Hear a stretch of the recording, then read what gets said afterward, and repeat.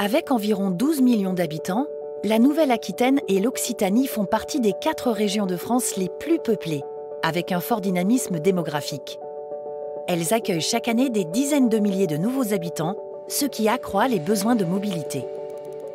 Face au risque de saturation, le renforcement de la capacité et de la performance du réseau ferroviaire, au bénéfice des voyageurs et du fret, est essentiel pour améliorer les déplacements quotidiens, tout en encourageant une mobilité bas carbone à l'échelle nationale et européenne. C'est tout l'enjeu de la LNSO.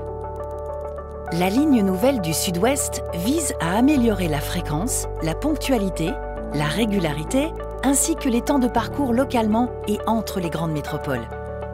S'inscrivant dans la stratégie nationale bas carbone, elle permet un report massif de l'avion vers le train, réduisant ainsi fortement les émissions de gaz à effet de serre. La LNSO s'inscrit dans la continuité de la ligne Tours-Bordeaux, mise en service en 2017. Elle est constituée d'un tronc commun allant de Bordeaux au Sud-Gironde, puis de 2 branches, l'une vers Toulouse, Montpellier, puis la Méditerranée, et l'autre vers l'Espagne. Une connexion entre les 2 branches permet en plus d'effectuer une liaison directe Espagne-Toulouse. Plusieurs opérations constituent la LNSO. 12 km d'aménagement ferroviaire au sud de Bordeaux, avec la modernisation de 4 gares en pôle d'échange multimodaux. 19 km d'aménagement ferroviaire au nord de Toulouse, avec la modernisation de 6 gares en pôle d'échange multimodaux.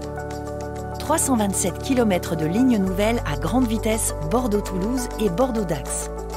Puis une ligne nouvelle mixte voyageurs et fret de 91 km entre Dax et l'Espagne.